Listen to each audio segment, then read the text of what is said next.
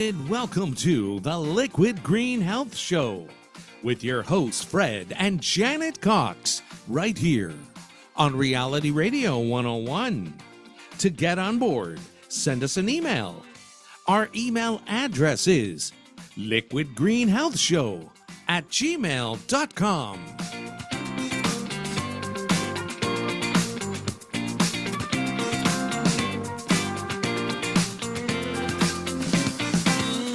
And now, ladies and gentlemen, right to your hosts of the Liquid Green Health Show, Fred and Janet Cox.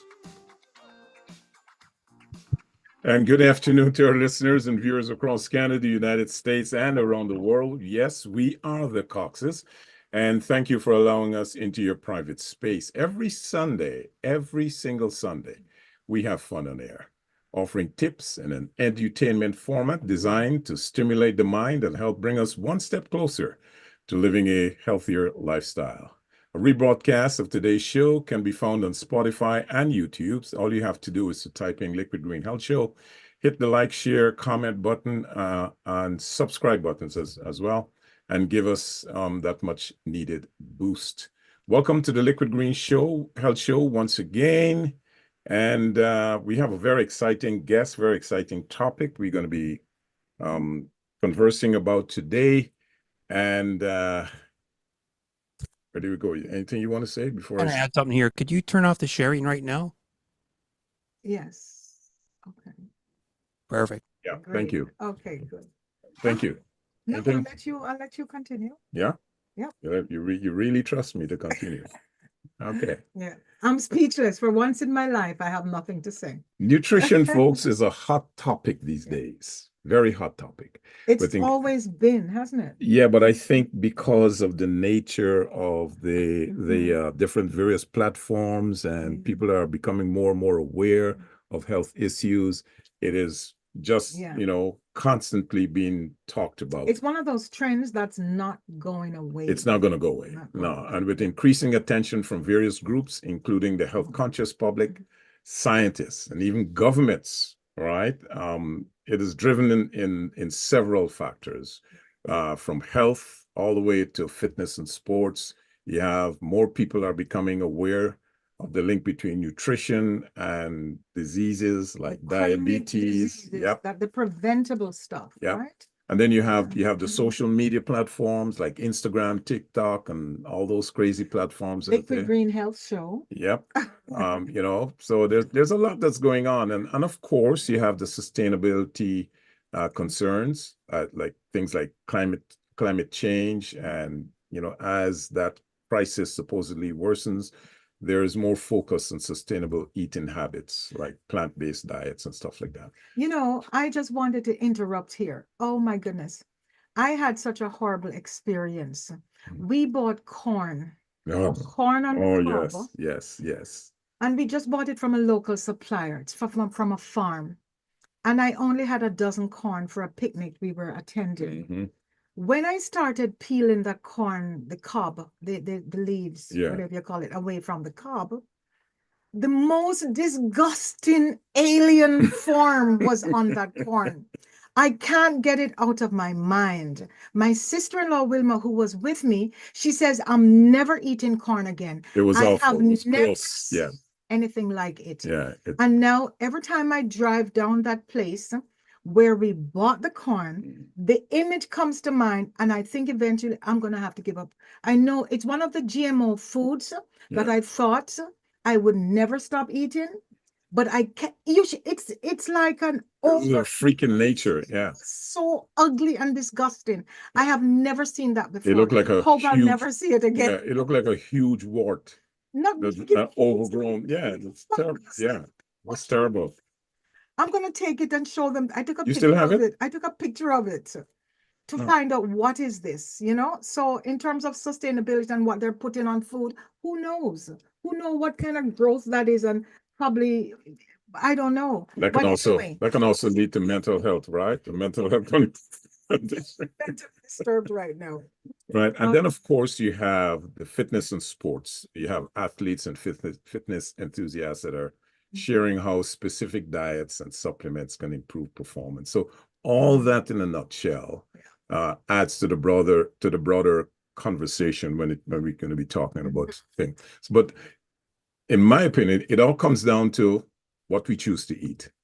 And that could be either the cornerstone of vitality or the root cause of preventable health issues. And you have a big issue. Our audience have been listening to us for almost 3 years now, and everybody who listens to Fred knows he has an issue. No, I don't. With certain things, they like disagree. eating 2 chocolate bars this morning. Yeah. That was for a good reason. There were small chocolate bars. Fundraise, somebody came to the door. You bought 2. Yeah, and you ate them all. Yeah. I only bought 1, and that was dark chocolate, which is good for me, and I had the whole bottle. Well, we let our guests tell us more about that. So sitting in our virtual studio is guest. Oh, go ahead. You want to do that? Yes. I want to introduce Fatema Gorwala. Fatema, we only met like probably less than 2 months ago in the summer. And we listened to a presentation. It was a community event, and both you and your husband had presentations, but we thought we'd start with you first. Your husband had the acupuncture and everything else later. And you were on stage, and I looked at everyone in that audience, and they were so enthralled. They were absolutely tuned in to what you were saying. And I thought, we talked afterwards, Frederick, you and I, and here you are. So what we know about you is that you're a registered holistic nutritionist, and you graduated from the Canadian School of Natural Nutrition, CSNN, and that I know you will fill in the blanks, what we don't have.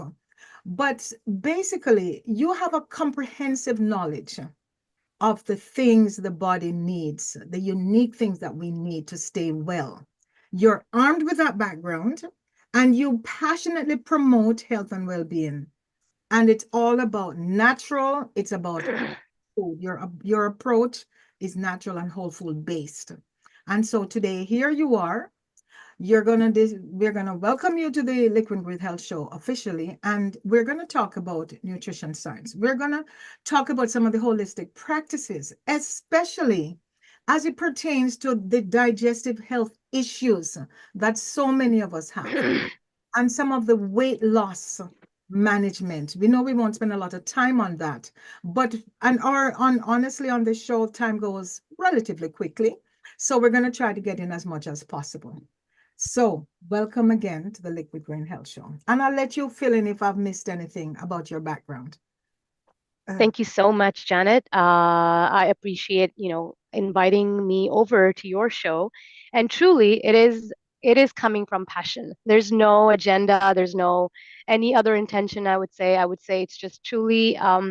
I think living in this industry, well, actually, I have a background in biochemistry and life sciences as well, and I've seen that part of the world. We have a lot of doctors in our family, and I think we are basically the black sheep, you can say.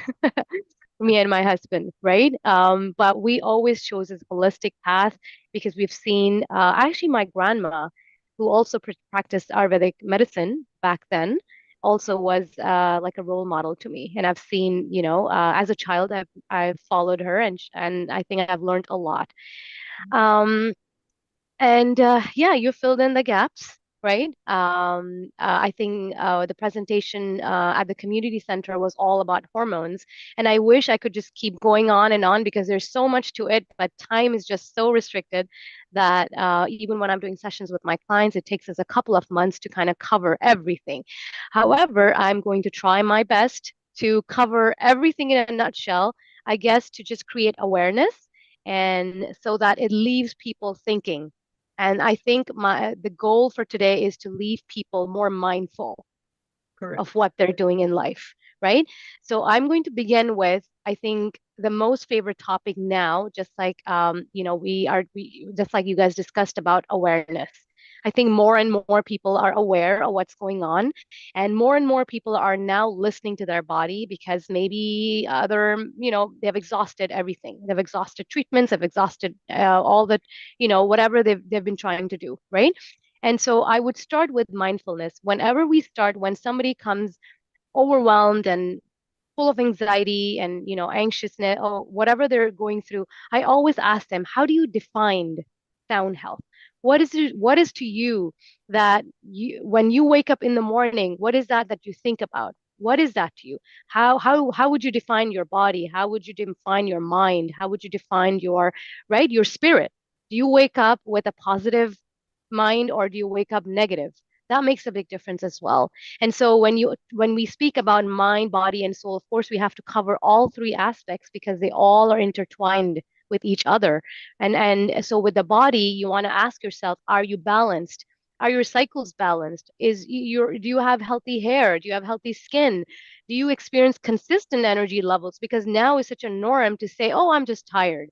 Oh, it's age. Oh, it's my life or my work or my job, whatever it may be. Am I pain free? I think people have been chronically in pain and are just on painkillers, and they're just not even being mindful or aware of, if they actually could wake up pain free or disease free, right? And when it comes to the mind, is there clarity? Is there awareness? Are you aware? Because we're living in an automatic pilot system. We're driving in an automatic way. We're set on automatic mode, right? We're driving, we're eating, that's what we're doing throughout the day. We're not pausing, we're not reflecting, we're not walking, we're not thinking about, what is our purpose in life, right? So I always say that when you are coming from I think the times we're living in right now is just full of toxins. Unfortunately, some of the most dangerous toxins in the world have made their way to, almost all commercial water, food, household cleaners, products, all kinds, including air condition. I mean, a person might ask, where do we go? Right? I would say the Yeah. best answer would be moving to the mountains, Yep. No, which no, is on the shows, on the show. right. Exactly. I mean, we have to understand that mindfulness is such an important step to your healing journey, right? And you want to trust your body. Your body is your ally. It truly wants you to be well. It wants to support you, even considering its history, current stressors, food choices you're making, thoughts, all of that. But you can change the environment around yourselves. And in order to be mindful of what you're doing I think it also helps us center to our daily lives. So for example, if you're being aware of why you're eating certain things or what are you putting in your mouth or what are you listening, all that impacts your body and your soul as well. So even with mindfulness, I think I guess mindfulness comes from, the Buddhist monks or the Hindus always practiced mindfulness. But I think in the late 60s, that's when a lot of research was done and a lot of people started writing, and they have now scientific backup for mindfulness. And you just want to be mindful even of your own breath, right? You want to be mindful of what you're doing, what are you saying, what are you eating, the choices you're making. You just want to be present in. So once you're present, so I would say start with being mindful of the symptoms. What is your body trying to say, right? And what is your body, if you're experiencing certain pain or certain inflammation, what is your body trying to say? It's just those gut bacteria that is trying to talk to you. Maybe it's the organs that are trying to talk to you. Everything is trying to talk to you. So I would never label it as, oh, we have this disease and we have to live with it, but because it's not. It's just the body complaining, right? And sorry? So let's talk about Mhm. reality, right? Exactly. The stresses, for example, Mhm. the bloatedness, the pain, the IBS, the symptoms that we actually feel. Exactly. And Yeah. say, yes, you need to be mindful, but Mhm. I can meditate about it, but chances are it's not going to help me to get. Of course. Yeah. I think mindfulness would I think, bring you to a point where you're aware of the symptom now. Once you recognize that that is a problem, yes, it's not normal to be bloated. It's not normal to be low on energy when you wake up. And so if you're just mindful that that's not normal and we have to do something to walk towards feeling better, that would itself So, be your first step of, right, your healing. right. Is to acknowledge that yes, there is a problem there. I mean, I always would love to. I think even in my session last time, I always compared the situation. I love to use this analogy by using a rain barrel. A rain barrel is used to catch water, right? And it catches water until it can hold. So, for example, no one ever notices the rain filling up until, of course, it starts overflowing. And it is at that point when you start noticing symptoms.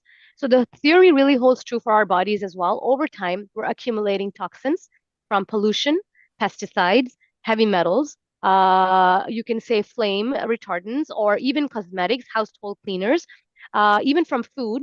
And then we have internal toxins that are from bacteria, candida, parasites. And these are really very much related with our digestive distress or symptoms that we are experiencing.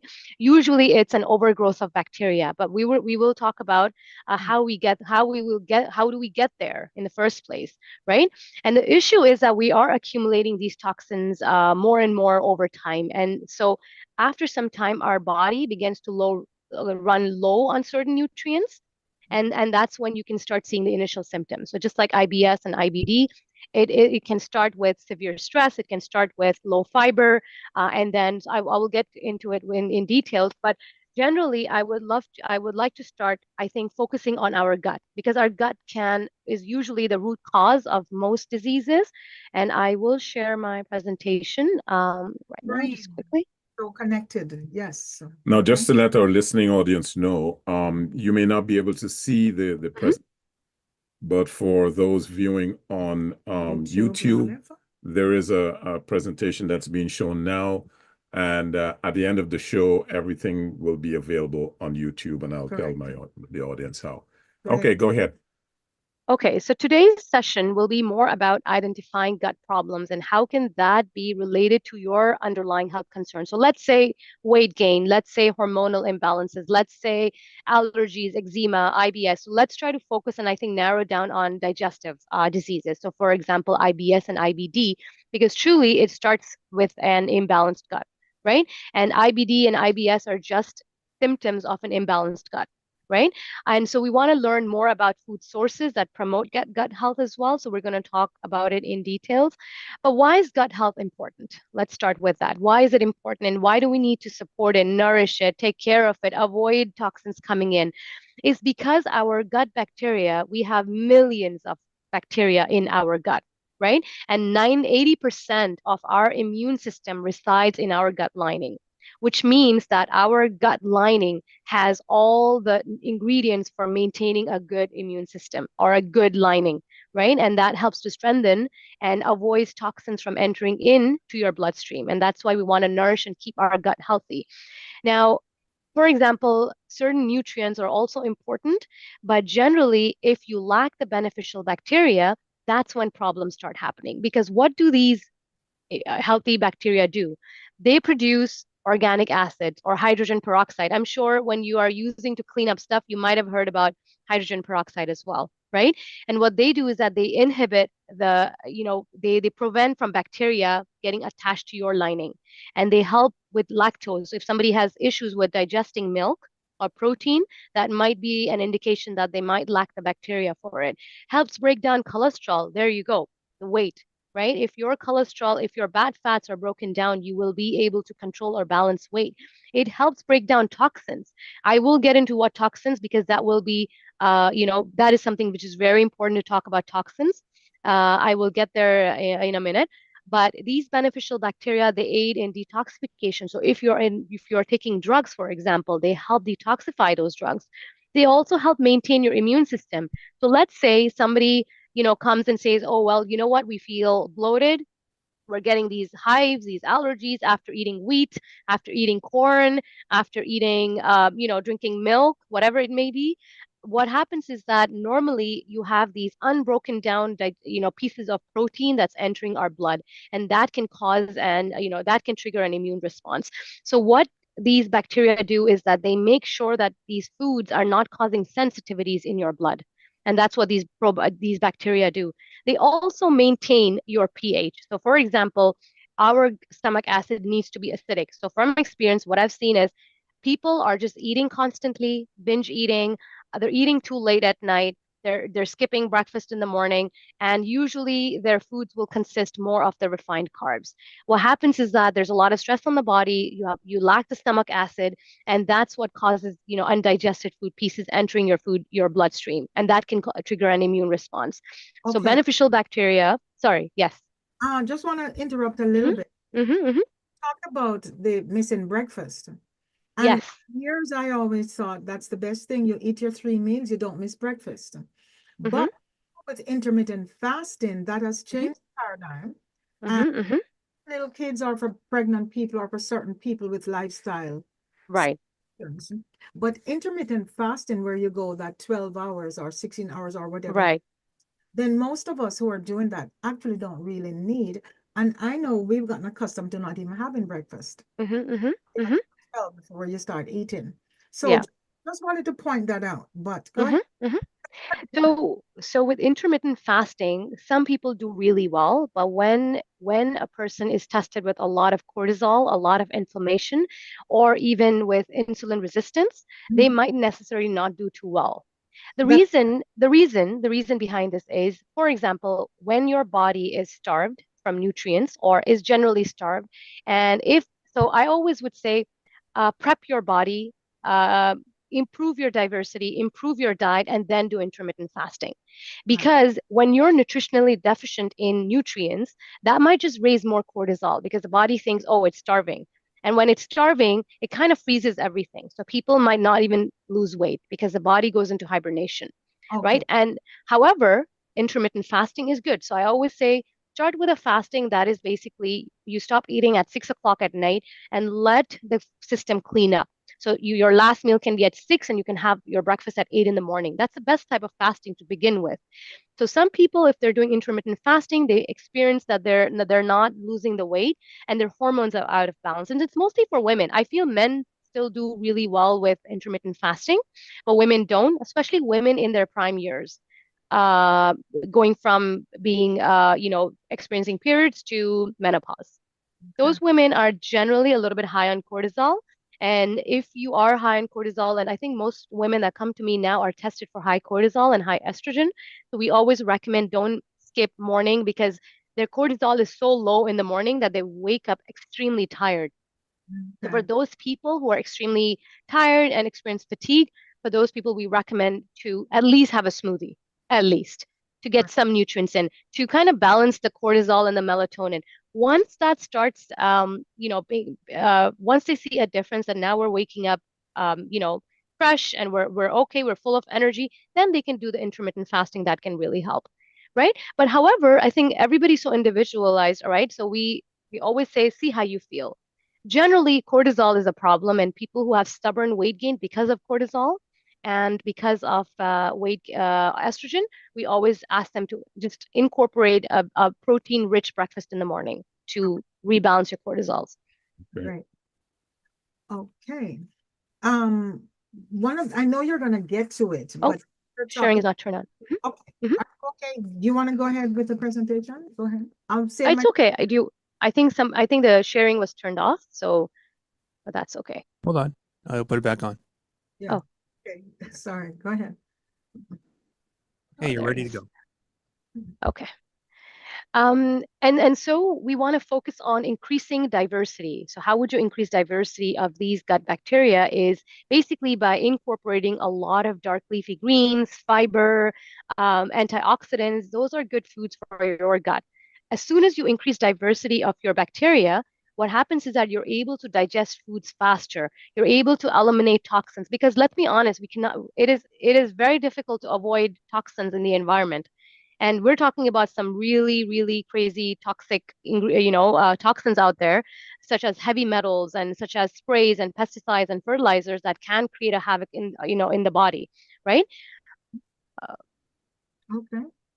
And so so I would just, I think, focus on a number of problems that can cause an imbalanced microbiome. So there are several, and again, we want to understand an imbalance in your gut and why that happens, right? Either you have more harmful microbes than the beneficial ones, or either there's an overgrowth of a pathogen, for example, or you lack the diversity. Now, why would you lack the diversity is if you're not eating enough, whole foods, or you're not eating greens, you're not eating fiber, you're not increasing variety in your diet, right? You might have an overgrowth of a pathogen. I don't know if you've heard about Candida, H. pylori. I think, right there, these are some of these pathogenic parasites or bacteria or yeast that can also release a lot of toxic byproducts that just add to your internal stress, right? Now, before we get to stress, all of this can cause stress because stress can be from your internal, breakdown. Stress can be from your environment. Stress can be from even the fact that you're lacking these bacteria, right? And a couple of reasons why you might be experiencing an imbalance in your gut might be might be born through a C-section. You might be formula fed because formulas now have hydrogenated oils, has sugars in it, and that's difficult for the baby to digest, right? And that kind of keeps so our gut lining we basically have cells that are lined and they're tight. Usually the junctions are very tight and they're not supposed to be, their gaps are supposed to be small. But what happens is that when we're eating a lot of, it starts when you're a baby, right? When you're formula fed, those gaps are just left open. And so things are leaking in now. So you have bacteria leaking in, viruses leaking in, toxins leaking in, and that might just be even when you become an adult. So if you have a lot of bloating, let's say, usually it starts with lack of beneficial acid in your stomach, and now you're not able to break down protein. And now when you're not able to break down protein, it's just staying there, putrefying, rotting, and that causes a lot of gases because now they're in the hands of the wrong bacteria, right? And that can cause bloating as well. Something said, and everybody knows we need to eat a balanced diet. Yeah.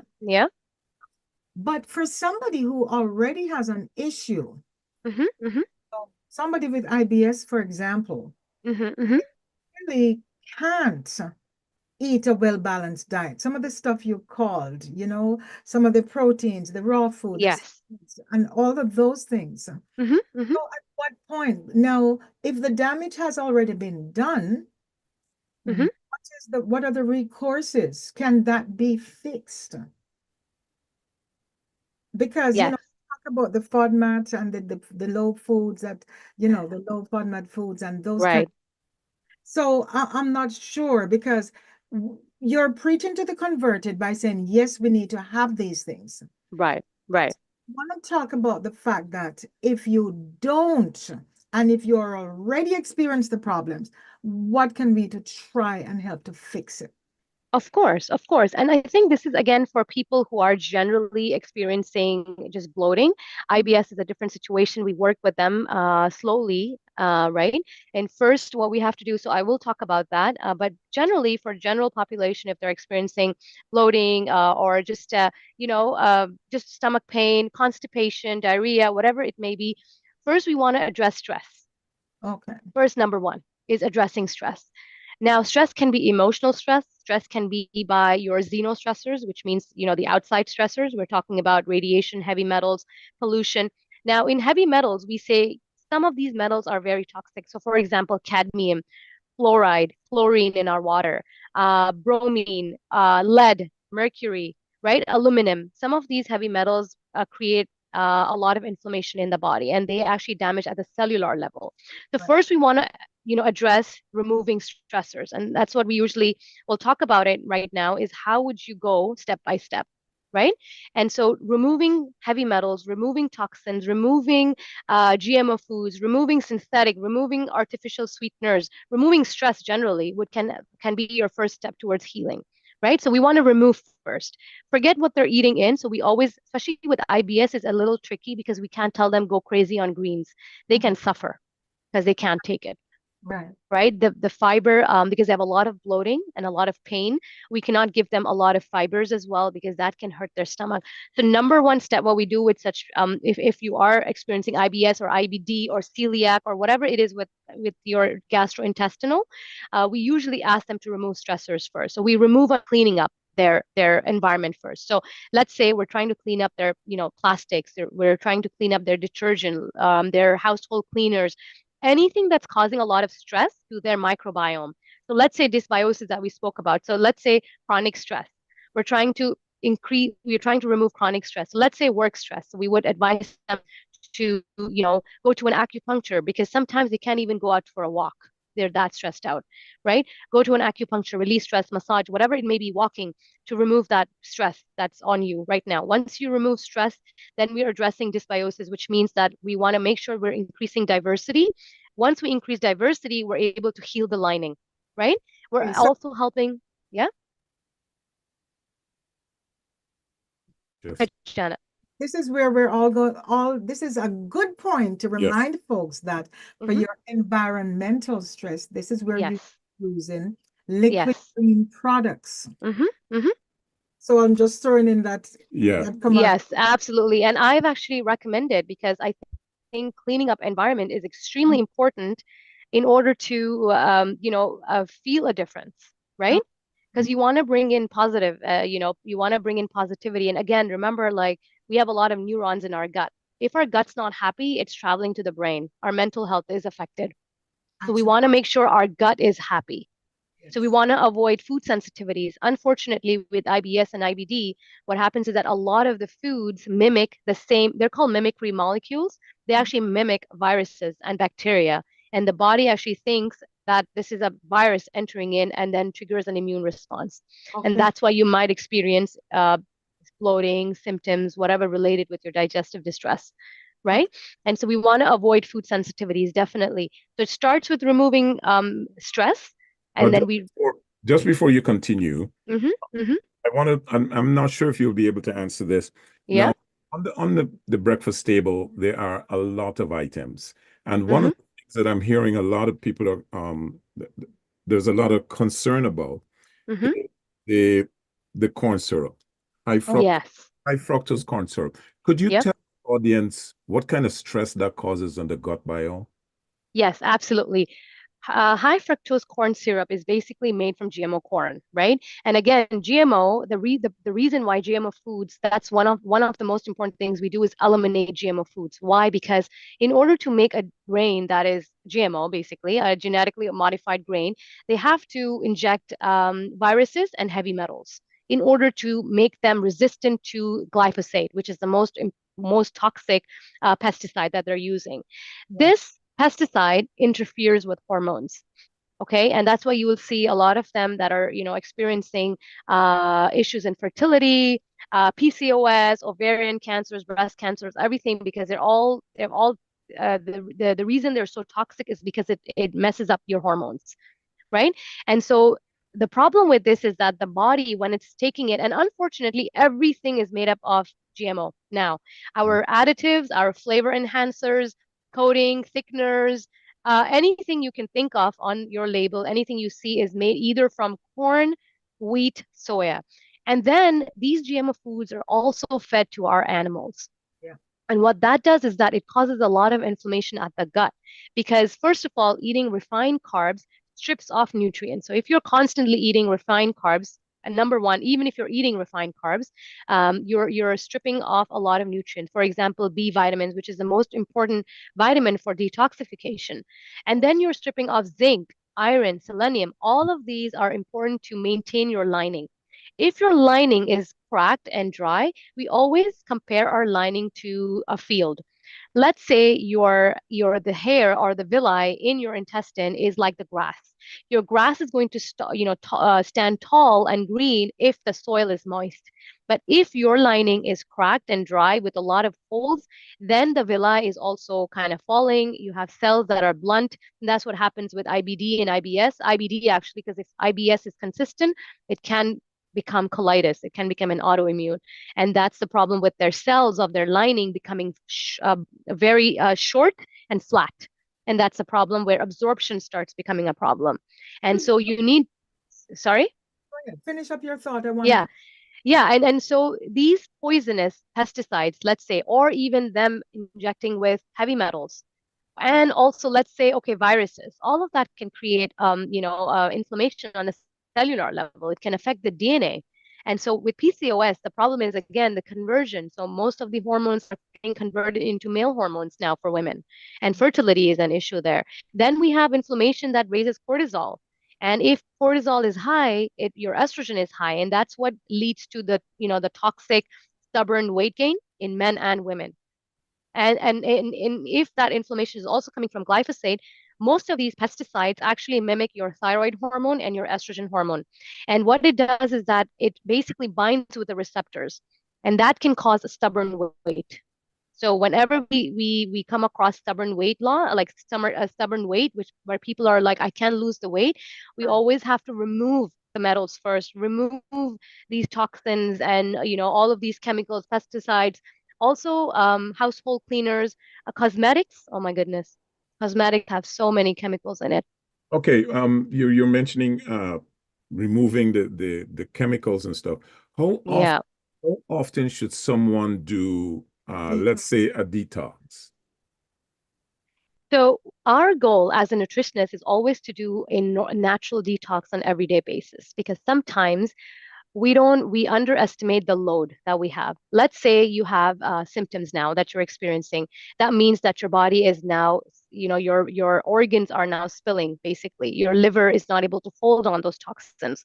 And so it's spilling into your bloodstream, right? And now you're seeing these symptoms. It's because it's now in your bloodstream. Before they were trying to hold it. Liver was trying to hold it, gut is trying to hold it, kidneys are trying to hold it. But let's say now there's too much, they can't hold it anymore, it's spilling. Now you'll see these symptoms. Now, whenever there are toxins coming in, let's say toxins from stress, financial, divorce, relationships, or environmental stress, we're talking about from pesticides, chemicals, all that, or we're talking about internal stress, which is candida, viruses, pathogenic bacteria. All of this adds to your stress bucket, basically, right? And what happens is that all of these toxins, if your liver is impacted, if you're not nourishing your liver well with, cruciferous vegetables or good vegetables and fruits and wholesome foods, then your liver is not able to detoxify. And what it does is that it just packs it into a fat cell. Okay. And the more fat you have in your mid area means that's where your accumulation happens. It's just a natural way to balance your body. So our accumulation. You're talking about the visceral fat as opposed. It is exactly. You have the brown fat and then you have the white fat. The brown fat is a healthy fat that is supposed to protect your organs, and then you have the fat that is now the white fat that is now accumulating around your abdomen, your hips, your liver. So fatty liver, for example. That just means that now you're storing these toxins, and opening it up is pretty dangerous. So you want to make sure that the body can actually handle. So we want to work on elimination pathways first. You want to make sure you're sweating. You want to make sure you're using diuretics that you're eliminating through urine. You want to make sure you're not constipated. You want to make sure that your phase 1 of your liver and phase 2 is supported, because phase 1 gathers these toxins, and then phase 2 will convert it into a friendly waste and then gets eliminated. Most cases, all of us are able to gather toxins but not eliminate it, and that gets reabsorbed into the body, and that's very dangerous. So what we do is, as holistic, we always use foods and maybe supplements initially, which is to help boost the body, to kind of go on a natural detox mode, right? Great. Than us touching and opening up the cells. Okay, hold your thought. I feel as though I'm in a classroom here. Boy. Sorry, am I being fantastic? Because we have so many emails that are coming in, and people want to get 2 cents in and find out, have a couple of questions themselves. Yeah, absolutely. Before we do that, short answer. Yeah. You mentioned IBS and IBD, and I want to know what's the difference. I want to know what the difference is, because I know that IBS-C, IBS-S, IBS-M. I know all of those things. But I know. Just the thing, absolutely. IBS is just a general inability of your muscles, of your digestive tract, to undergo contraction. So you're not able to contract, right? There's an issue because our bowels are supposed to contract. So let's say you've never eaten fiber, or you've just never had the vegetables or the grains, healthy grains we're talking about, but just been on refined carbs that they think is fiber. Even oats now, I think, is the most sprayed crop. And they think adding oats might, change things up. But we're talking about the ancient unrefined grains. Let's say they lack the fiber. Let's say they have poor digestion. So they're not eating well, low stomach acid, and so they have lots of bloating, right? So what's the difference with IBS and IBD? This is IBS. So if So the symptoms for IBS would be maybe lots of pain, bloating, anxiety, and usually stress will worsen it. With IBD, it's a different scenario because now the damage has happened already. Okay. Okay. And so you have Crohn's. So in IBD, you have Crohn's and ulcerative colitis, which means Crohn's means it's the lower part of your intestine and the colon, and the other type is just the colon. But what happens is that they start forming ulcers in their colon, and they might have bloody diarrhea, and that becomes an autoimmune. So basically, because there's so much inflammation, the bowels are inflamed, a lot. There's a lot of malabsorption, severe dysbiosis, which means a balanced in microbiome, lots of pathogenic bacteria. There's so much irritation that now there's a war at the gut. So There's basically, constant war. right. So basically, IBD is irritable bowel damage. It's a damage, yes. Right. And Now, I want yeah, to. go ahead. We're going to go to some email, but when I come back, I want Mm-hmm. to ask the question again about Yeah, absolutely. detoxification. So let me get email before we get back. Folks, you're listening to the Liquid Green Health Show, streamed live on realityradio101.com and on YouTube. So please like, share, and subscribe. And remember, all past episodes are available on Spotify as well as on YouTube. So let's go to some email, and we have quite a few.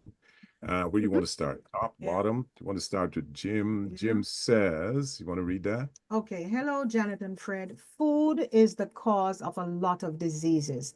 Can your guest please explain? Thank you very much. So we did get into that. I think that was our first email, and I think you have answered quite a bit of that. So let's go to the next one. Ooh. Yeah, that's a corn. That was what? Eric? Yeah. Eric is saying, you want to get that? Oh, that was you eating two Yeah, that's me chocolates eating for chocolate breakfast. today. So, okay, thank you for that one, Eric. And here's one from Kyle. And Kyle is saying, is sugar bad for us? Oh my goodness. Yeah. This is, you can't answer that I because love that's this question. like how bad is it? we would have to do a series on sugar. So Absolutely. Absolutely. quick answer is yes, depending on the form. Right. Right. Would you answer it like that? Yes, absolutely. So with sugars, again, I'm not against sugars. The best forms of sugar can be your dates, can be your fruits, right? The problem is with our refined sugar. And if you think about it, just stay away from white W's, 5 W's: white rice, white sugar, white milk, white salt, and white flour, right? Or did we get all the fives? And the white salt, white sugar, white flour, white milk, and white, I think there was one more white. I don't remember that, but basically anything white. It's just refined, and it's processed, and it's heavily processed. And sugars can cause an imbalance in your blood sugars. Whenever you have an imbalance in blood sugars, which is the biggest problem, people don't pay attention to this, it can cause a shift in your hormones because cortisol can go very high. Your insulin can get exhausted, right? And there you go, a cascade of other problems. Yeah, and before we move on to the next email, white sugar, I know, not white sugar, white rice, I know is not good for you, but in the research, I remember distinctly reading, if you have IBS, don't eat the brown rice and the whole grain. Yeah, it's because of the fiber. Yeah. White Yeah, because rice, the fiber. it's easier to digest. So the thing is with IBS, again, because they lack the bacteria. Okay, they just lack there's a lot of dysbiosis, which means there's a lot of imbalance in the bacteria there. There's a lot of bloating there. So generally, they're not able to handle well, starchy foods, carbs. So even like the crucifers, even though crucifers are so amazing for your hormones, for fertility, for your overall health, but with people with IBS can't do crucifers. However, I've worked with IBS and IBD, and from what I've seen is as soon as we remove the stressors, the stress is a big factor, right? As soon as we remove stressors, and so I also teach them how to cook, right? And so there's a way to cook for people with IBS. You don't eat raw ever. You don't eat fiber a lot, like at one time. You don't eat starches. If you want to have rice, you can have the jasmine rice, which is easily digested, as opposed to the basmati or the white processed rice, right? Smoothies and soups, right? We still have quite a few emails. Let me go. And here's a question from Rita. Rita's asking if our guest has a book or any type of literature that that could be made available to them, right? So This is a good time then I to do have a book based on this Yeah, presentation. I good know I time. wasn't able to finish it, but I do have an ebook and I can send it out to you, and it has everything, the foods, what you need to eat, what's good for the gut. I can send this out, no problem. Okay, here's another no, email but that says, so let's do it right now so that we don't forget and rush at the end. How do people reach you if they want to?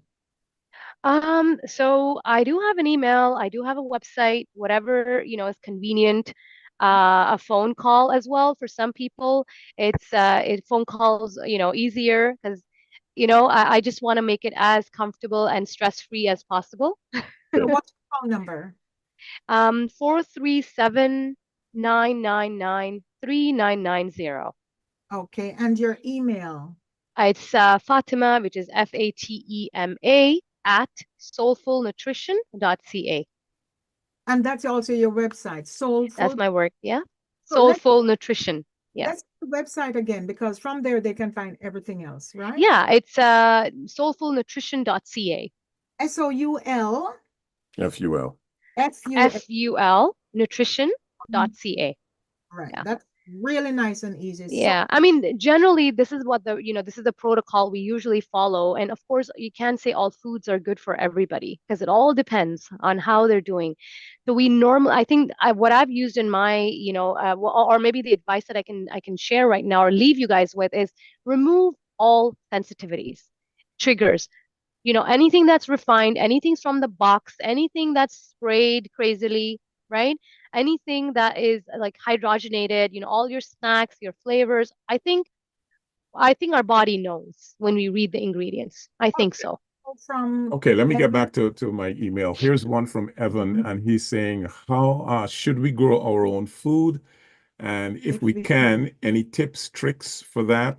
Okay. I would say yes, you can grow Of course. Yeah, definitely. just make sure that the soil in which you're putting the seed rubs into that it's clean and free of any pesticides.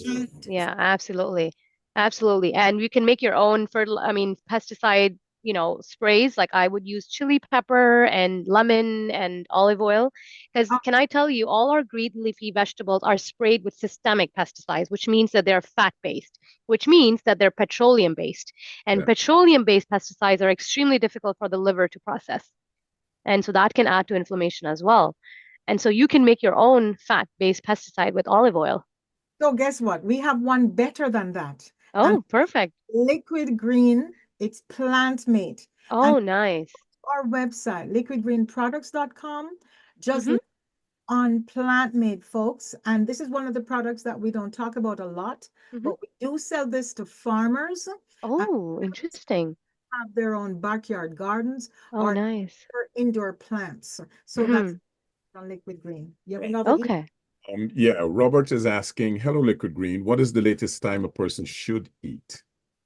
I think by 6 or 7. However, someone with chronic fatigue or cortisol issues again might experience extreme low levels of sugar that they can't sleep. So we would say a light snack like green apple or some carrots is okay at night. But however, if you're doing well, I think you should eat maybe the thing is that we should work according to the sunlight. We have to realign our body to the sun when upon waking and then sleeping with nature. Just be close. I think for us, we follow the NAC principle, natural, alive, and good quality. Anything close to nature. Traditionally. The rhythmic cycle of nature is exactly. Follow the cycle. We are just like the seasons. We experience the same thing. We follow, sunrise, sunset. Our body is in tuned with, right? I have a very interesting email here, and this is from Gwen. And Gwen is saying, hello to Fred and Janet. What are the best foods to help rid inflammation? I have chronic inflammation in my body, according to my blood tests. Hey. So could you differentiate for us? I don't know if she means chronic inflammation. I don't know if that gets as bad as IBS, IBD. I don't think so, but it can lead to it. Yeah, it can. Yeah. So I don't think we're going to have the time to go through a big long list. So if you could just give us in a very short, because we have quite a few emails. Okay.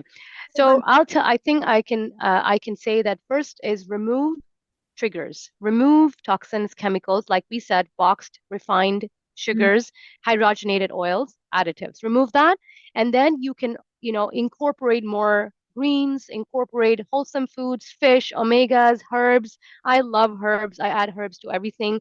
And then you can have teas. So you want to reduce caffeine, alcohol, reduce stress, and kind of replace it with herbal teas that can bring down stress or bring or cool inflammation. With IBS and IBD, we do something called glucosamine, and we do aloe vera. We say aloe vera is really good to soothe inflammation as well. So we just want to soothe inflammation, right? Okay. Now, this question here, I think that answer that was just given may also address this. And this is from Harry. And Harry is saying, what are the best foods to eat with chronic kidney disease? What can help? Thanks. You know what? We are going to, Fatima, this happens so many times on our show. Yeah. We would prefer not to rush through things and to be as honest and as detailed as possible. Yeah, I know. At this point, we're going to ask you, we are going to have to bring, because we have about 5 minutes left with you. We're going to bring you back on the show. Yeah, because there's some very good questions that are coming in that needs a more detailed answer. Like, what do you want to say? So with that question, would that be similar then to what you answered before in terms of the soothing foods? The best. So with kidney health and kidney stones, it's just because the body is very acidic. And when the body is very acidic, it starts precipitating calcium out of your bones. And once that happens, then when the calcium doesn't know where to go, they start, attaching to bacteria and everything, and then they form stones. Also, oxalates in your green leafy vegetables. So we always recommend that you want to have calcium-rich foods with the green leafies to avoid these stones that are forming. And then we have diuretics. Like a lot of our vegetables are diuretics. Our herbal teas can help flush, right, toxins out of kidneys as well. Okay. So just alkalize the diet with green leafy vegetables and, something that's alkalizing as opposed to acidic foods. Like reduce your meat as well. Try to keep it more plant-based. Honestly, we don't need too much meat, right? Meat is something should be eaten occasionally, nuts and seeds as well. But what I've seen now is a lot of people are eating too much of acidic foods, which is like meat, nuts and seeds, eggs, a lot of the nightshades, that can be very acidic to the body. Okay. Alkalize your diet. Yeah. Here's one from John. John is saying, hey, is heavy metal music toxic? All right, he was just kidding there. But he says he loves the information, and your guest is very knowledgeable. It's amazing. Thank you very much for that, John. Thank you. I have a lot to say, though. I wish I could does have a lot to summarize everything so that, we just help people feel better and know that there's hope out there, I want to read this one from John, because John is saying, see that, Fred? Your guest is absolutely right. Spouse stress. And I absolutely agree with you, John, because nobody stresses us more than the man in the family. All right. So we're going to agree on that. I know that wasn't its aim. I will zip the slit in my face. Right? And Kelly says, hey, Fred and Janet Cox. This is a great guest. So much information that is so accurate. Yeah. Excellent topic. And that's what you were referencing just now. So much good. I feel as though I'm in a classroom. Yeah, and I'm rushing through. Yeah, and I don't want to feel that way, because there's still a lot more that she has to explain. And unfortunately, we are just about, no problem. Time Let's left. finish up the email. And I think that was it. Okay. Yeah, that was it. So the question that I wanted to ask, very quickly, if you can give me a short answer, with someone that's experiencing either IBD or IBS, when it comes to detoxification, do you recommend? And if so, what type of detoxification are we talking about? I think number one would be avoiding foods, again, that you're sensitive to. As soon as you avoid, that's your first step of detoxification. Your body's naturally designed to detox. right? Then the next thing is avoid heavy metals. So let's say you're avoiding foods that are rich in heavy metals, like, you have like mercury, then in rice and fish, and you want to make sure you're getting from a good source. Then you avoid, heavy metals, chemicals from your cosmetics, household cleaners. You're avoiding, removing, and cleaning up. Once you start doing that, the body has space to detoxify instead of just going crazy dealing with these toxins coming in. And then it would focus on healing, right? So once we start removing detoxes are good. We always say if the body is able to do a detox on its own, that's the best thing. Then yes, of course, once we're working with somebody for months, then we usually do a hair test or heavy metal test or a food sensitivity test. Then there are tests that naturopaths do, functional medicine practitioners do, and then we go from there and to know what else what else needs. So for example, mold toxicity is number one in IBS. And so we want to make sure that if there's mold in the house, if you're eating a lot of corn and grain, that has a lot of mold, right? Wheat has a lot of mold, which is toxic mold. And unfortunately, over here, when wheat has a lot of mold, they feed it to the cattle, and so their gut is impacted as well. And then we're eating; it's back into our system. So guess what? We are out of time with you, but We this are is just the definitely have to break. Officially, we're going to ask you if you will come back. We just need to schedule another time. No problem. You have too much to say that we have not heard. Yeah. And it's a service to our listeners if we did back. Right. So No, I appreciate everything. Folks, if you'd like to get in touch with Fatema, here's a phone number. It's 437-999-3990. That's 437-999-3990. Or you can go to the website. What's the name of the website? Soulful Nutrition, that's SOULFUL, nutrition.ca. And there was an email we missed from Mary, and she showed a picture of the corn. No, Mary, trust me, It was worse than that. A little caterpillar in the corn is not what we're talking about. No, it was worse. I will put this online and show people. Definitely an overgrowth. Seen anything like that before. Yeah, I know. Yeah, this is a You're pleasure. welcome.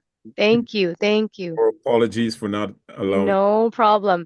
I tend to rant over what's going on. It's just I need somebody to stop me. That's good ranting, and we certainly a lot of ranting. Janet said we certainly would love to have you back. So we will definitely would love to be on your show again, and create awareness together. And I think if I have like a few seconds, I can just summarize and just say that, food is, when you choose food consciously and prepare it lovingly, we become, saturated with positive energy, right? And so we need to understand that when we see food, it's not just about calories and nutrients and vitamins and other nutrients, but it is the feelings, the intentions, the values that we bring in preparing our food and feeding our family. So it starts right there. Thank you so much. Thank you. Right? With that, Thank you very much. It certainly is a pleasure. And with that, I would have to say good health is the cornerstone of happiness. Absolutely. It not only enhances our quality of life, but it also drives prosperity, economic progress.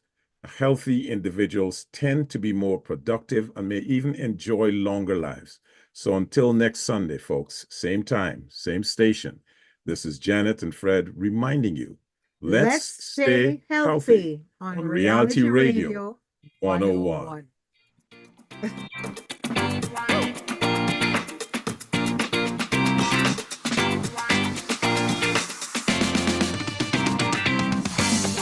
Thank you for listening to the Liquid Green Health Show with your hosts Fred and Janet Cox, right here on Reality Radio 101.